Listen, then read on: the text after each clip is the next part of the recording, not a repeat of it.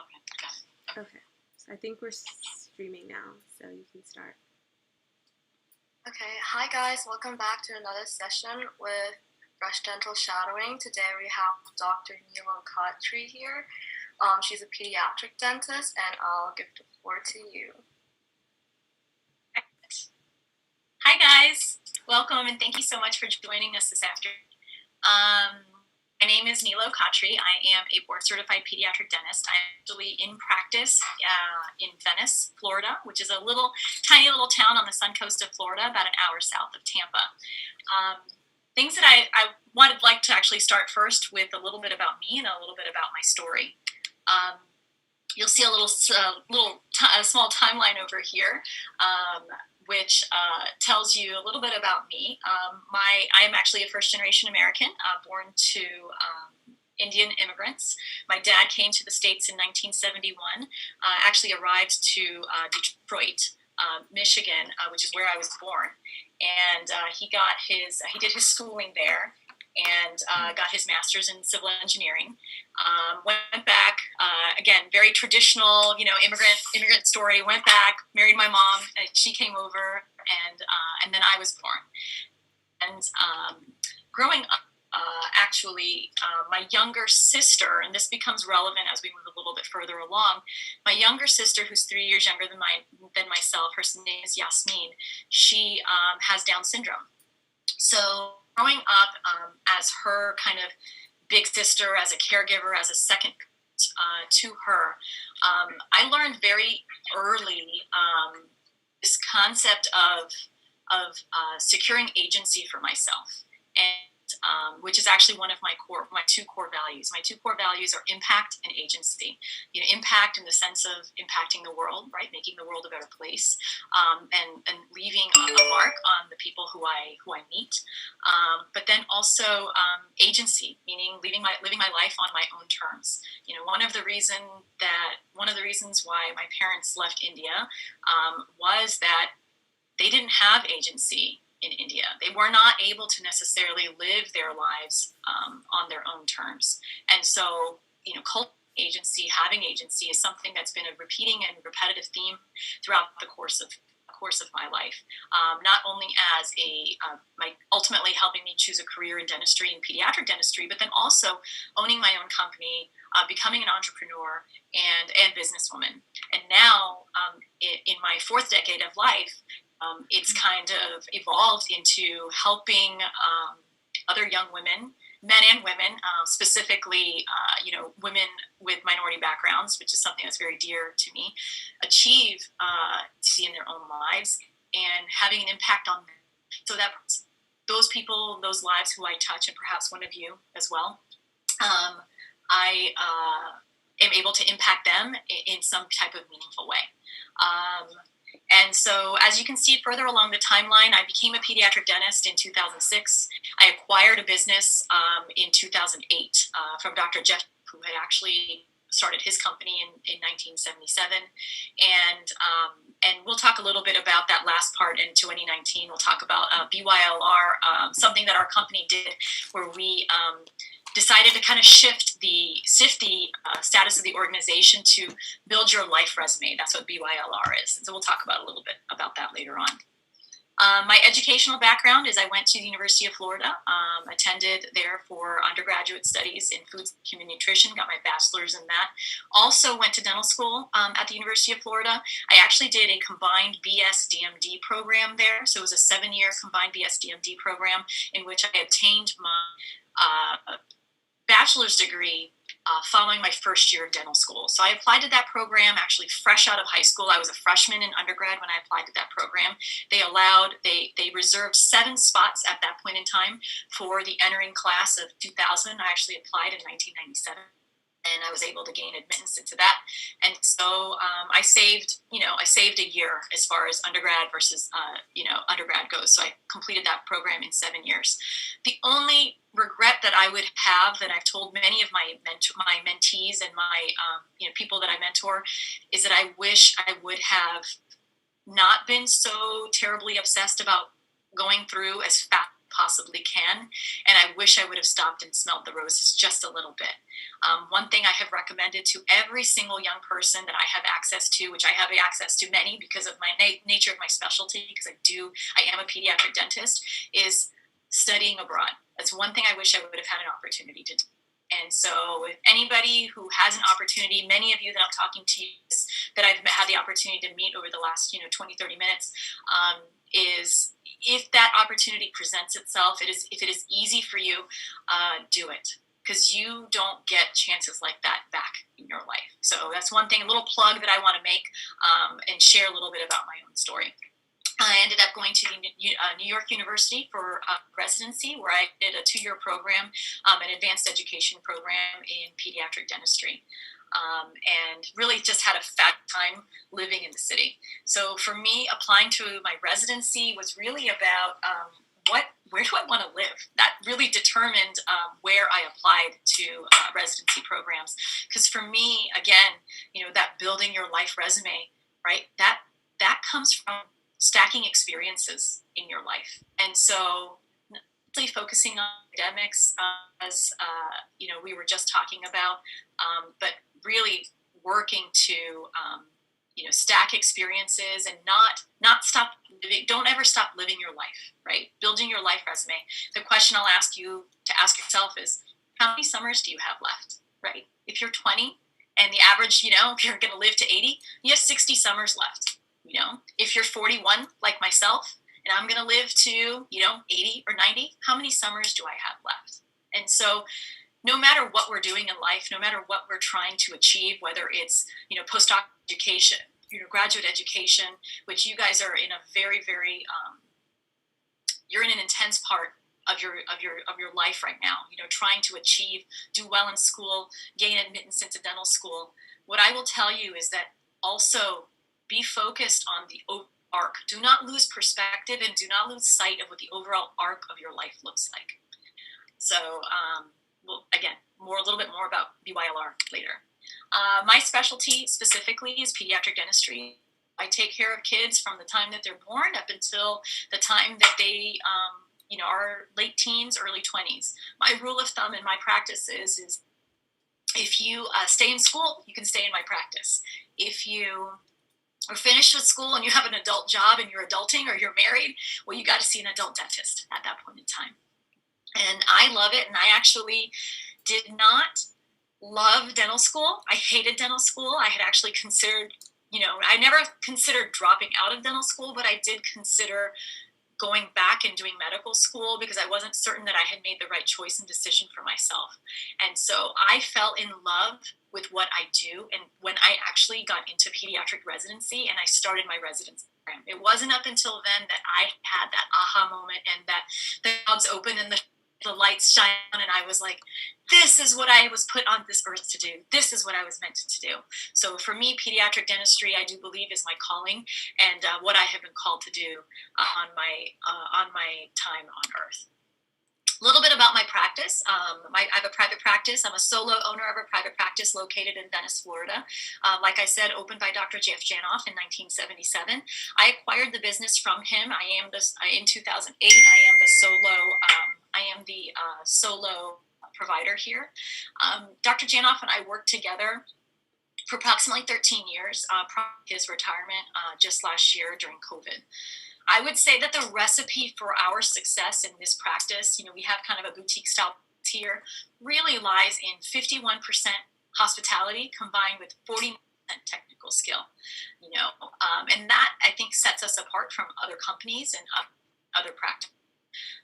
Companies that I look to for guidance and leadership and companies that strive to be like really are Disney and the Ritz.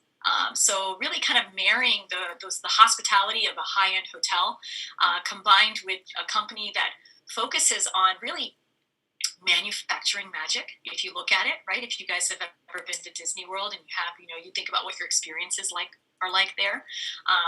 Those are the companies that I look to and I seek to emulate. And so those are major corporations, but I am looking to learn from them, grow with that, grow the way that they do, and then take that and incorporate that into my little itty bitty corner of the world, with my 16 teammate practice and myself.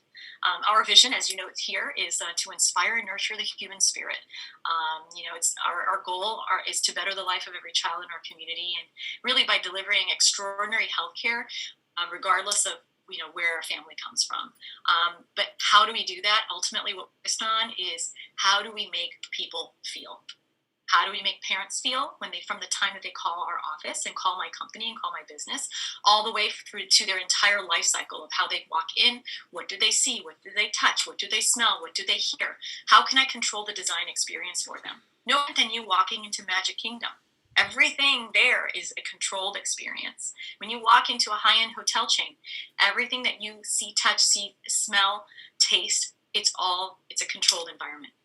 And so I believe that that's actually an extended aspect of what dental school will teach you, because again, we want to work in dentists. We're a very specific type of personality that's actually drawn to dentistry.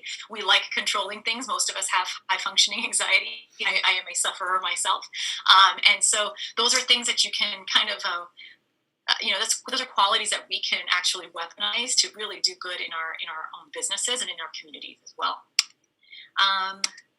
Well, something that we do that sets us apart as well, we do offer a variety types of services, and this is, again, a little bit more about the practice. One of the services that I offer is IV sedation. We do that. We are able to turn our facility into an outpatient center 1 to 2 days a month, working with a board-certified pediatric anesthesiologist, and we're able to do some really cool things. And again, what am I interested in? I'm interested in delivering an extraordinary experience. I am primarily concerned about the psychological health of a child, as well as the psychological health of a parent as well, right? Because I don't have two patients. I don't have one patient as a pediatric dentist. I have two patients. I'm treating the parent as I'm treating the child. And it also allows us to be able to be kind of not necessarily a no-cry practice, but a practice that provides an elite level of in which we are really concerned and primarily focused on, helping a child be an extraordinary dental patient for the rest of their lives, and for them to look back on their childhood, dental experiences as far as, man, that was like the best place ever.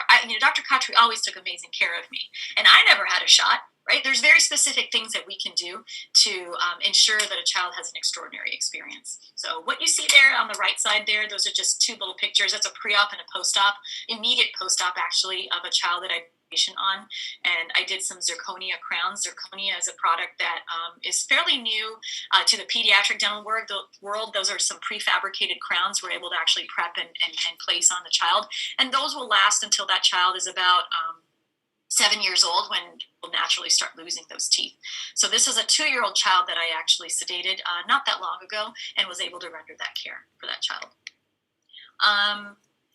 A little bit about more practice, and then we'll dive into this is a little bit more about the 49%, and then we'll dive into the 51%. These are just a few little cases of things that we've done recently. Up on the upper left, you'll see a child who has an abscess. On the lower left, you'll see a child who recently had some trauma. She actually fell on a pipe and had a slight degloving injury. And then right there in the middle, you'll actually see a little bit of a discoloration on the right side of that child's upper right lateral central incisor. So your left, the child's right. That's a little enamel defect. These are common things that we will see in a pediatric dental practice on a day-to-day basis. Up on the right side of the screen, far right, you'll actually see a child who recently had trauma. Lower right, right over there, you actually see a child who had and that was actually a tooth that needed to be extracted. So again, common things that we see on a day-to-day basis within the course of our practice. Again, focus here on the 49%, right? The technical skill portion, which you guys will go to school for a very, very long time to acquire that skill set. Here, let's step a little bit behind stage or backstage. So in our office, I really have from a business entrepreneurial perspective, because that's really something that I'd like to lean into this afternoon, is this concept of on stage versus, right? When you are in front of, whether you're a general dentist, a pediatric dentist, periodontist, endodontist, oral surgeon, it doesn't matter. No matter what specialty that you decide to pursue, the unique thing about dentistry specifically is especially it allows us to be business owners. Our industry has not been taken over the way that our medical colleagues industry has been taken over by insurance or something like that. We are really able to set the stage and the tone by being business owners and really having quite a bit of control of what do you envision for your company to look like. And so as a business owner, as a businesswoman, as an entrepreneur, for me, I have trained my team we have an onstage presence, and then we have a backstage presence, right? Just like you walk into Disney World, you are never going to see a smoking Cinderella. So that same concept exists in our office as well. When you're on stage, that's everything that happens in front of the curtain. What happens in front of the curtain is a show. And that goes to us, that how do we accomplish that? We hire very, very slowly, right? It happens with an extraordinary team. And so for me, one of the things that is important to me to even communicate to you guys and give you a snapshot of what it looks like to be an entrepreneur and businesswoman is that we have a very, very slow hiring process. In the office, I will meet somebody on average anywhere between 10 and 12 times before I actually bring them on as a teammate. We will do phone interviews. We have a committee interview where I have teammates who meet somebody, a potential candidate. Something that I'm a big believer in, which I'm actually going to be discussing with you guys and encouraging you to take, is introspective assessments, such as the Myers-Briggs Type Indicator, or better known as the MBTI, the Clifton Strengths assessment, which is something that's also online. Many dental schools, I know University of Florida Dental School specifically does actually utilize the Clifton Strengths assessment. That's a great assessment that helps you lean into your own strengths. And then lastly, the Enneagram. The Enneagram is a personality type assessment, which I think many of you may have taken already. It's very, very popular right now. And we use those 3 assessments before we actually even further engage with a teammate. And we utilize those assessments even when we're having conversations with one another. And most of my friends, even in my own personal life, I've basically at some point forced them to take one of these assessments. And, I will look at those. I go back, and when I'm having a difficult conversation with a teammate or a colleague, I'm looking at this information as far as what are the things that motivate, Sarah, for example, right? If I need to have a hard conversation with her, as a businesswoman, as a leader of this organization, those are tools that help me to be able to use my own emotional intelligence. My teammates are increasing their own emotional intelligence when they are more self-aware. It cultivates self-awareness within us individually, so we can have more effective conversations. We do several working interviews, and followed by actually a teammate will do a presentation before they join my company. And then I'll usually invite them, the individual, the candidate, to a spousal or a partner dinner. Again, it's important for the other person that's in this individual's life to know me and to know our company. And so those are just things that we do to set a teammate up for success. You'll see here on the top image that you're seeing is actually a picture, an older picture of my practice. It's actually since recently been renovated a bit. The middle picture here, we actually do an annual New Year's photo every year, and we send out a New Year's card to the families in our practice. Typically, we'll send out like 3,000 cards every December. And that was a year where we all dressed up like we were a roller derby team. So we are not actually a roller derby team. We just dressed up like we were a roller derby team. And then the last one on the bottom is actually a picture that we took for a full page ad that we took out in a local newspaper. It was like a Vanity Fair style Vogue type of advertisement. And so so we do that, do stuff like that every year. Again, from a practice behind the stage perspective, right? What are our core values? Mission, vision, and core values are not, these are, you guys should be thinking about, when you're joining an organization, you should be thinking about from the perspective of what are your own core values, because these are conversations that you can actually have even in an interview. My own 2 core values, which I already shared with you, are impact and agency. But how did I come up with those? Again, Brene Brown, I know that we talked about the leadership, and I had a conversation about this earlier. Make sure that we add these as links later on. Mona, I don't know. I don't see myself. I see you on the screen. I don't know if I can make it. You have me pinned. I have you pinned. Okay, so you can see me. Yeah, I can see you, and we have you on the live stream as well. So. Okay. Well, I can't see me, but y'all can see me. Mm-hmm. This book right over here is kind of a foundation of my practice, which is Brené Brown's Dare to Lead. In it, there's actually there's a lot of valuable information. I feel like everybody should have some working knowledge of this book right over here. She actually has a podcast that I'm going to recommend that you guys listen to as well, called the Dare to Lead podcast. It's available on Spotify. I'm not getting any type of sponsorship from this. I'm just a big believer in the work done via her research. It's all evidence-based research on organizational leadership and organizational psychology. And I feel like if we're talking about the goal right now, because I'm assuming that the predominant audience here is undergraduate students who are in the process of either applying to dental school or a dental hopefuls. There are things that you need to do in order to separate yourself from everybody else who's applying to dental school. And being able to talk about growth mindset, being able to talk about what your core values are. Those are things that, being on the other side, and I have sat on the other side of that interview where I've been the interviewer for dental school hopefuls, those are things that pique my interest. Are candidates who are introspective, candidates who are going to, who are self-aware. Why? Because they make better dental students. They're less catty. They're less petty. They get along better. Because as a dental school, if I'm a dental school admissions officer, I'm interested in creating a dental class that integrates well, that collaborates well, I can create micro teams, right?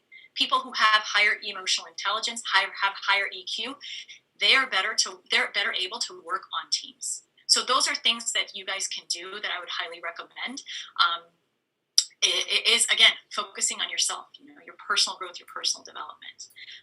In my office, this is something that's kind of are you the right kind of crazy, right? Those are things, this is the stuff that we do in my practice. We do a lot of growth, a lot of development work.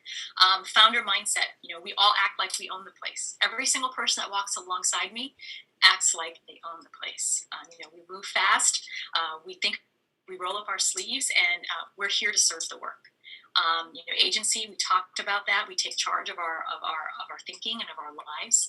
Hospitality, we treat one another and our patrons like honored guests. We cultivate raving fans, right?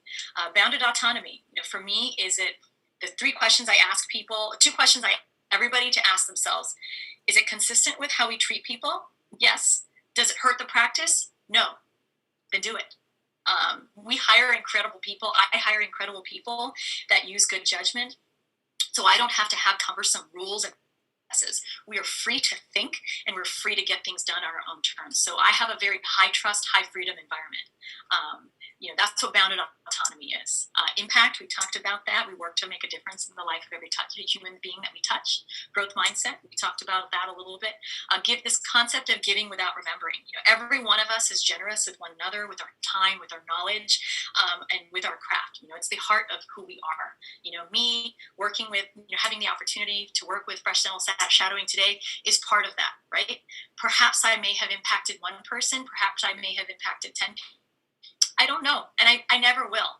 How I look at this afternoon with each of you, these beautiful women that I've had to chat with so far, and those who I don't even know, maybe you'll take one little piece of this, and maybe you'll take it and it'll grow into something beautiful.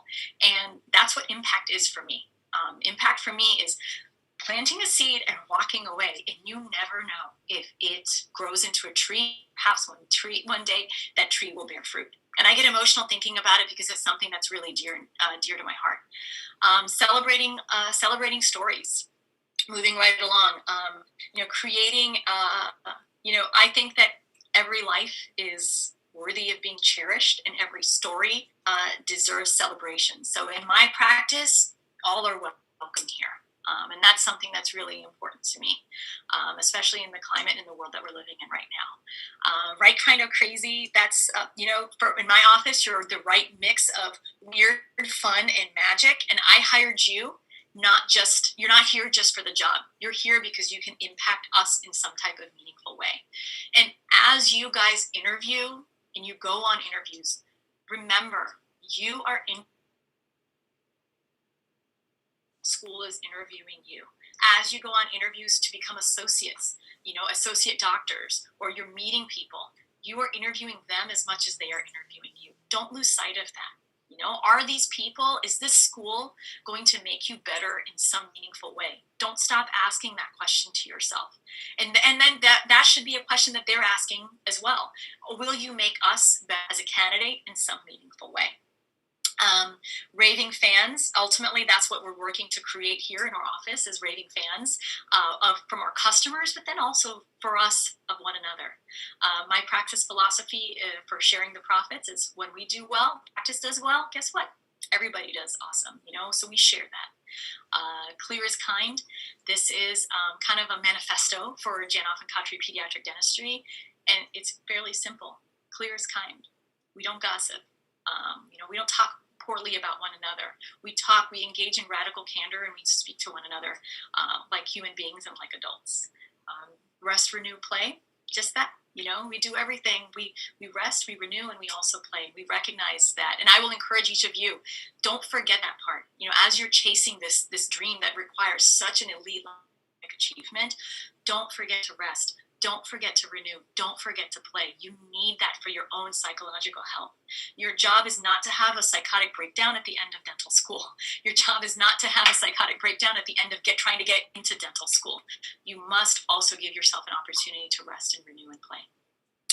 Being bold, building great things means taking risks. Failure is expected. Don't be afraid. And so again, these are kind of life. These may be my practice's core values, but what I hope that you will take away from this particular slide is these are life values. And then never ever forget patience. Patience is the most important thing. The trajectory that you are on, your 20s are going to be about building your engine. Your 30s are going to be about building your vehicle. And this is if you're having even a traditional dental, a more common dental career trajectory. Some of the older, right, that are dental school hopefuls right now. Patience is our commitment to the future, and also to an infinite mindset. Don't lose sight of that patience is critical, and that don't peak too early. Take your time, right? Just take your time and keep stacking your experiences, keep stacking your growth, keep persevering, but be patient with yourself and be graceful with yourself and be compassionate with yourself along the way as well. Okay. So for me in our office, mentorship is very, very important. For me personally, mentorship is one of my, it's how it's the actionable way that I am able to live out my impact value. Things that we focus on in my practice is for my mentors. I actually have my mentors, and I say that because the interns in my practice are as much mentors to me as I am mentors to them. And so there's a reverse mentorship that's happening. Here on the screen that you see right now, there's actually three of my my three most recent interns. The upper left, actually all three of these. Every woman that's on the screen besides me are all either at University of Florida Dental School or going to University of Florida Dental School. And me being a graduate of the University of Florida Dental School, we're actually all Gators on there. So Michaela is actually on the top. Both of those images on the top are Michaela. She's actually a D2 right now at University of Florida Dental School. Sarah, who is with me this afternoon, who's on the lower left, she is actually starting dental school at the University of Florida in the fall. And then Katria, who's on the lower right, we're both holding the coffee cups. She's actually a D1 right now, going into her D2 year. Actually, yeah, she is a D2 now. Wow, Michaela's actually a D3. Sorry, guys. Yeah, so they're all at UF. So we're all going to be Gator dentists. Things that we focus on, mentorship is personal growth, which we've talked kind of extensively about, leadership, cultivation of emotional intelligence, radical candor, deploying radical candor, challenge personally, challenge directly, and care personally, vulnerability, cultivating, being a vulnerability, and ultimately, what is the goal? The goal is to unleash your full human potential, because that's my why. My why is to remove obstacles for the people who are in my sphere, in my intimate sphere, and in my greater sphere, so that they can reach their full human potential. And so that's what mentorship is for me, and how I can live out my core values. That's my social. Dr. Nilo is my kind of more something that we've cultivated recently. That is really a more intimate look into who I am, what I stand for, what I believe in. There's a lot of justice causes on there as well. Kids Choose Us is my practice, and so you'll see it very practice heavy, practice focused. KidsChooseUs.com, our website, and that's it. So I'm so honored and privileged this afternoon. Thank you so very much for having me. I'd love to open this up to questions if you guys have any, and we can take it from there. Yeah, thank you so much for your amazing presentation. This is definitely different than what we're used to, and it's just a breath of fresh air, honestly. And we really, really appreciate it. So we do have some questions, and I guess I'll start with the mentorship because we just started talking about that. So how can you kind of find a mentor, or what approaches can you take to find a mentor versus just a dentist you're shadowing? Because I feel like both parties kind of have to have the same vibe, right? So what do you suggest for that? So if you don't, it's really interesting. Proximity principle is everything. You are the sum average of the 5 people you spend the most time with. So think on that for a moment. Number 2, from a mentorship perspective, if you're trying to find a mentor, if you have somebody in your immediate circle, ask them, will you be my mentor? You will be surprised at how open people are to wanting to help somebody who wants to do what they want to do. Kind of experienced that, I'm sure. You kind of mentioned that earlier, that all of the dentists that have come on our dental shadowing have been really gracious and really compassionate and really open about helping. And why is that? You guys are the next generation. You are the ones who are going to be in our industry. You guys are going to be. In my best interest. I want to help, and I don't think that I'm an anomaly. And so, rather than even asking a dentist, "Hey, can I shadow you?" Ask them, what are your thoughts about me? Write an extraordinary cover letter, get a resume, put that in, go and drop it off at your local dentist, right? Go and sleuth on their websites first. Find a dentist who has a great website, who you want to be a part of their organization, and go and ask them and drop that off and say, could I intern in your practice, and would you consider mentoring me? I want to have a practice like this. And be real and genuine about that, and be willing and say, I'll do anything. Let me your instruments. Let me sterilize for you. Let me do your clerical work. I'll bathrooms if you want me to. I want to be here because from you, because you need to get yourself in with that person, right? And you will be surprised at how many people are so taken back by. Well, yeah, sure. I'll mentor you, and then ask them, be like, can I take you to lunch? And then ask them the questions, right? Build a genuine relationship, because I believe that, and I don't think that, again, I'm an anomaly here. If you are over 35 and you do not have a mentor who is under 20, you will miss major shifts in thinking. It is really important for me as a 41-year-old businesswoman to have mentors that are under the age of 25. That is critical for me. And so my mentorships go both ways.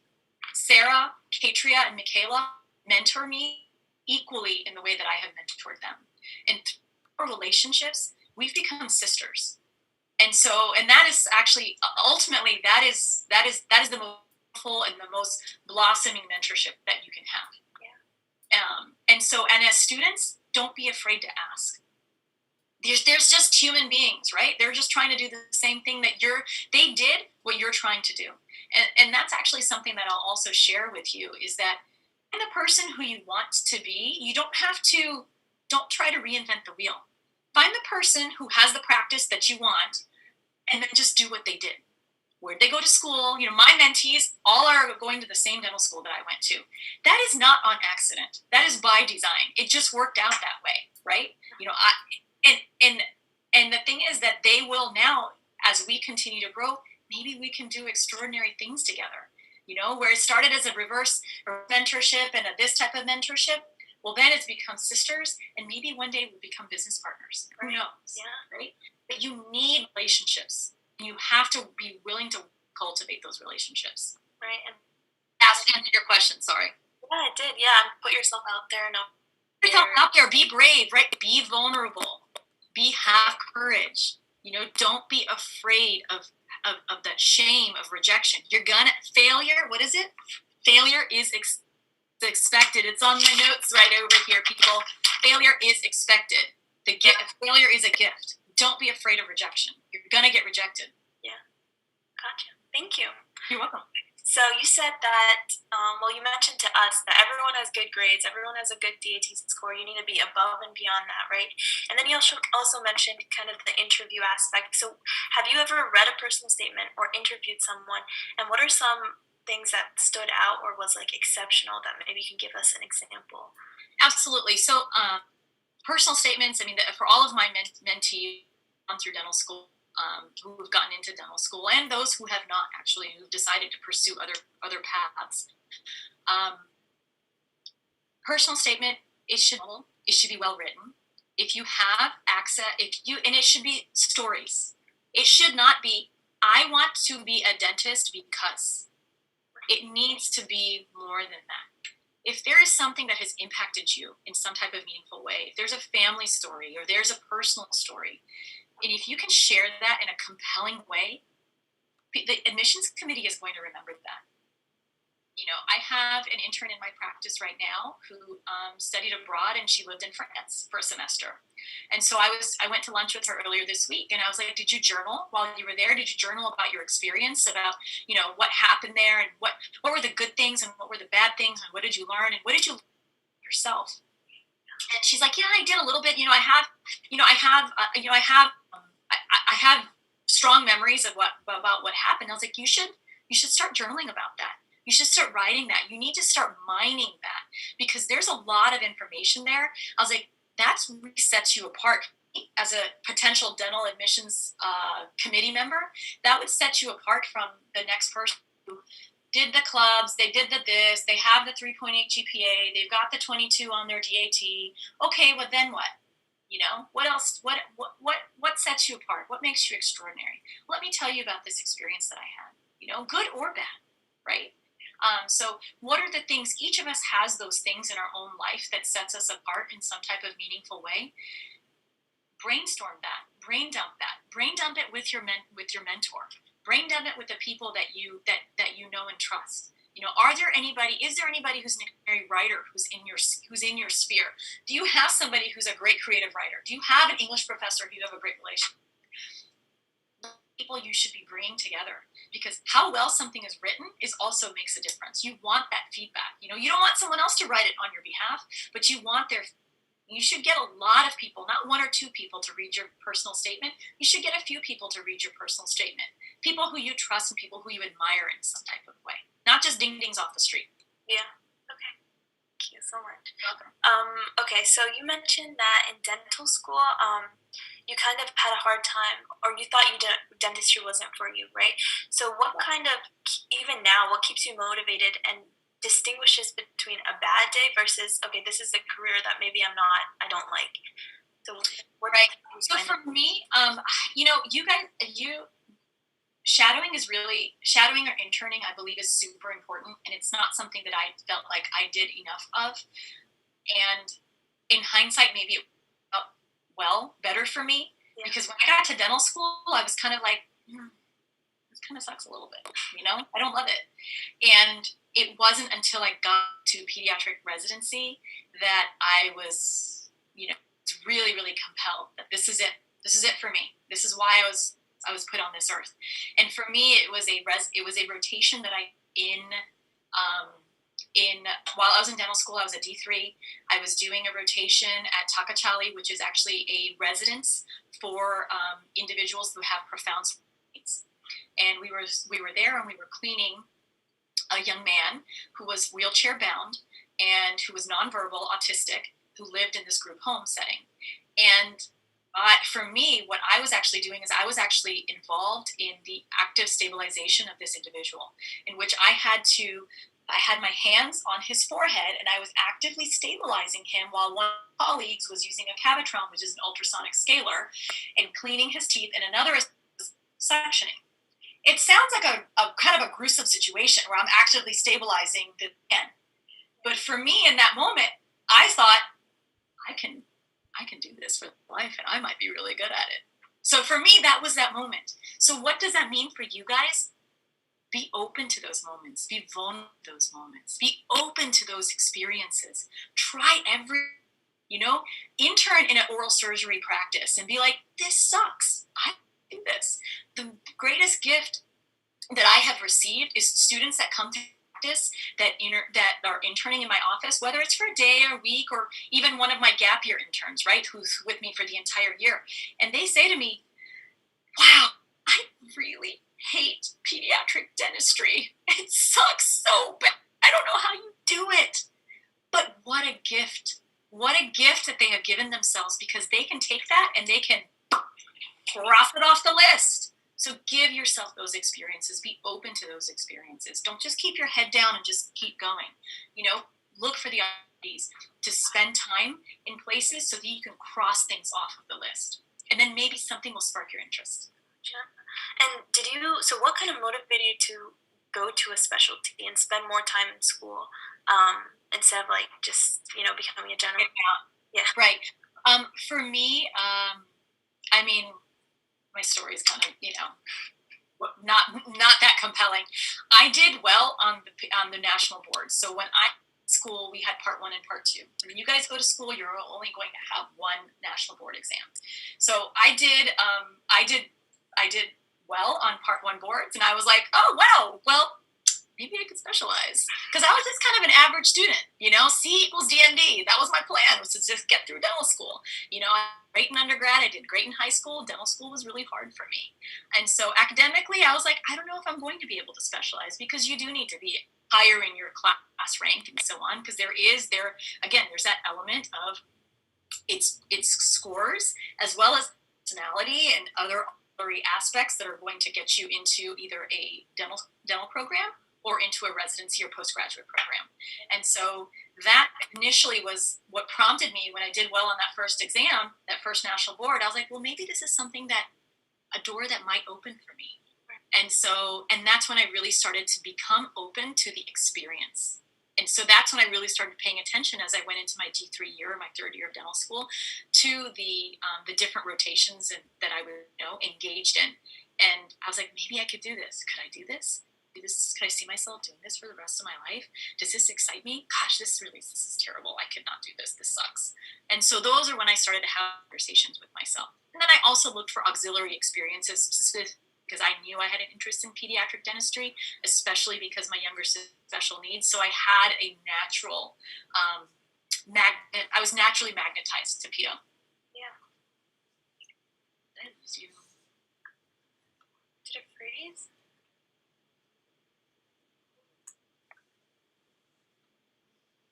I don't know if you can hear me.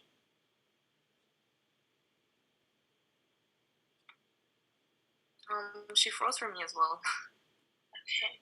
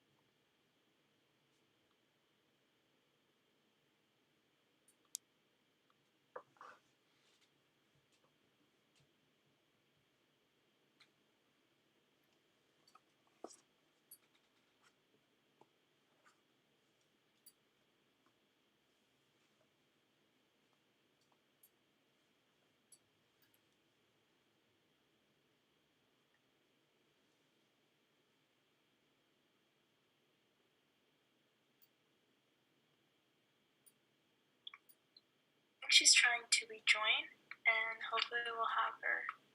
If not, we can end the session, but I think she's coming up.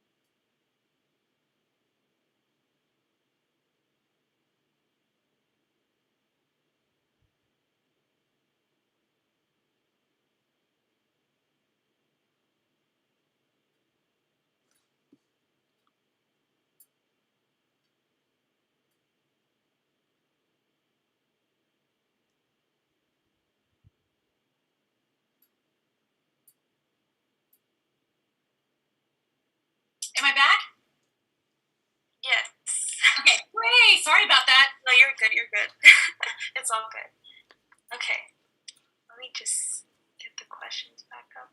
Okay, so we were just talking about how you did well on the board exams, and I guess my next question would be, all of us are kind of in the process of looking at schools, and what do you think should be the top criteria when interviewing the staff as well in choosing your schools?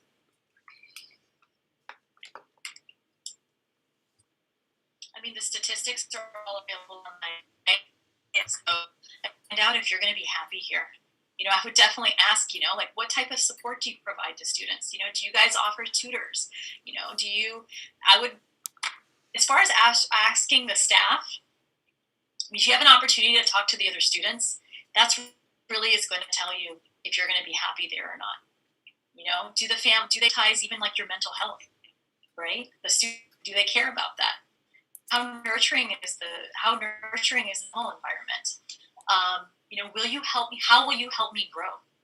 Right? I'm committed to helping this university become better, right? Because I'm going to be an alumni. I'm going to give you a whole lot, and I'm going to be an alumni here. How are you going to help me grow? Do you foster and nourish, your students? You say, like University of Florida, they have their students, all of their incoming students take the Clifton Strengths Assessment, right? Which we'll link at the end of this. But what do you do with it? Doctor, do you guys really use that? Do you teach the students to use that and use that to communicate with one another? What type of collaboration do your students engage in as a result of all these assessments that you say that you have us take? Those are questions that I would ask. Right. That help? Yes, for sure. Thank you so much. So you mentioned briefly about, dentistry kind of being different than the medical profession, where we can be the entrepreneur, right? Where do you believe corporate dentistry is going in the next few years, and will it still give, pre-dental students now an opportunity to open a practice, or is that dying down? No, it's not dying down. It's not going anywhere in our generation. The next generation, maybe. Corporate dentistry is definitely a growing field. Private equity is acquiring this left and right. But from a perspective of, remember, 50% of the GDP, the American economy, is actually driven by small business owners. The small business owner will always be there. The cottage dental practice will always be there. You may need to go to a smaller community. Like, look at me, right? I'm in Venice, Florida. Have you ever heard of Venice before?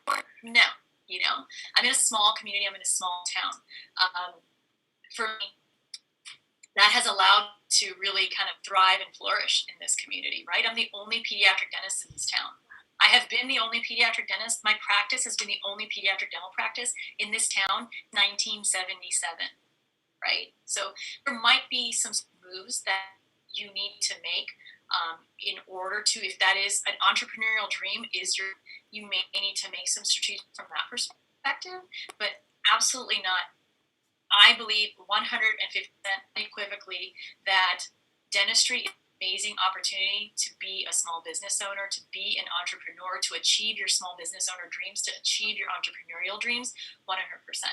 And again, that's part of what are you going to do with your dental education? You know, so much of where you are at right now, where your classmates and your colleagues are, is, okay, I just got to get into, and then everything's going to be okay. I just got to get to school, right? It's just achieving that next step, then everything's going to be fine.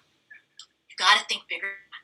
Don't lose sight of the arc of your life. What are you going to do with this education? Are you just going to drive a fancy car and live in a fancy house? Well, is that it? Or are you going to actually use this education and the financial freedom that it gives you to actually achieve something? Yeah. What is your vehicle, right? Dentistry is not the destination. Dentistry is the vehicle. So I hope that helps. Sorry, I get real passionate about this because I hope that helps to reframe a little bit as far as the arc of what your life is going to look like if you're planning the next 30 years of your career. Yeah. So you went into I guess owning your practice pretty early on. Did you always know you wanted it, or was it something that you just were handed an opportunity and you were like, okay, I have to decide if this is for me? I was unsure. And I think it's okay to be unsure I think it's okay to be unsure about in residency. Once I got out into private practice and I was working as an associate doctor, that's actually when I realized, wow, I don't really play well in the sandbox as well as I thought I did. I think I should own my own practice. And so that actually allowed me to kind of discover. That was the point in my life in which I engaged in that type of self-discovery. So I don't think that going in right now, I don't think that to know, yes, I'm going to be a business owner. Yes, I'm going to own my own practice. I think that can come time. But talking to people like me, by talking to your mentor, my mentees, I'm not giving choice. I'm going to be a business owner. You can maybe be a partner, but this is what we're going to do. Like, we're using dentistry as our vehicle, right? I've talked to my mentees about, well, how are we going to, acquire, financial freedom? How are we going to acquire power? How are we going to use that to become, I've talked about become senators and representatives and congressmen and women. How are we going to weaponize the privilege that we have and use for justice and good and achieving racial equity, which are the things that are important to me that are in my sphere right now? That how are we going to do that, right? How are we going to use dentistry as a vehicle? Go and get the education, and then we're going to go do fun stuff with it, and we're going to change the world. Yeah. And how did you kind of understand or learn the managerial aspects of owning your own practice? Was it hard? Like, who did you look to for that? Right.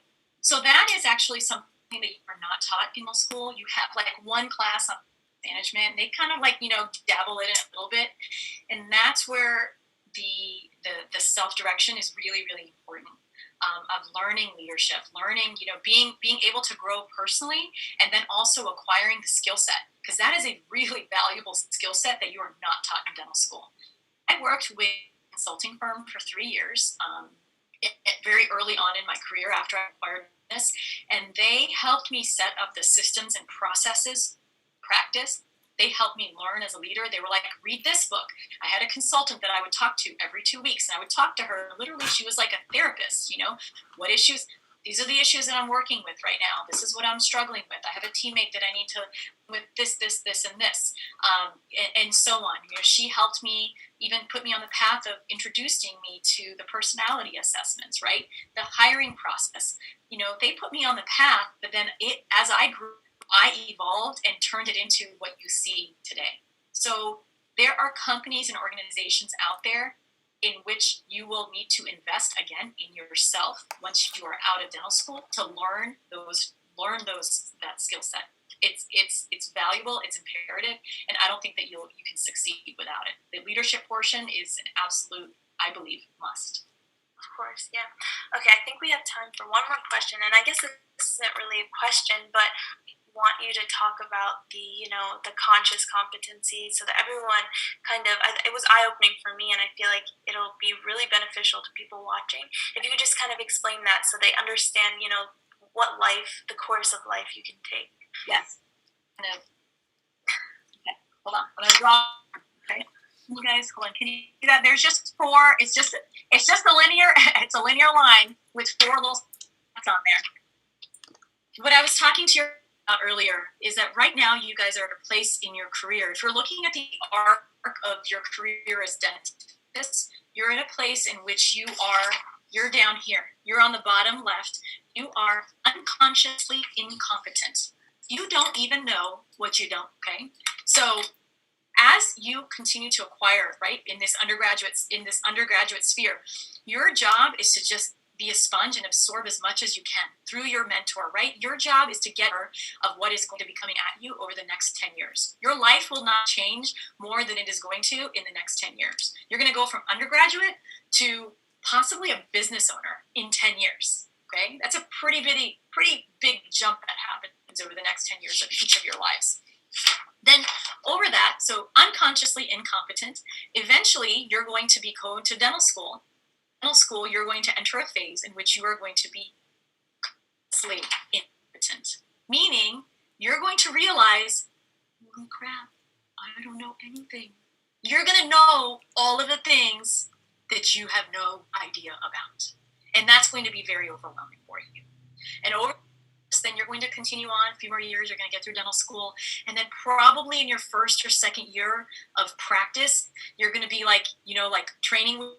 You're right. You're still trying to learn how to balance on that bike. You're going to enter the third phase of your career as a dentist, which is you're going to be consciously competent, meaning you're going to have to think about it. You're going to have to think about how to cut that crown preparation. You're going to have to think about how to have that difficult conversation with Julie, who just did something that she wasn't supposed to, and she was really mean client that walked into the practice, right? And you're going to consciously have to have, things to do. What do you need to say? You're going to sit. You're going to rehearse in your mind. You're going to rehearse the conversation in the shower before you actually have it. You're going to have to build the courage and the stamina to have that difficult conversation. And then eventually, the goal for everybody here reach mastery. And mastery takes time. There's a great book by Malcolm Gladwell called Outliers where he talks about mastery. And mastery typically takes 10,000 hours of practice, deliberate, intentional practice to reach mastery. I would say it's 10 years.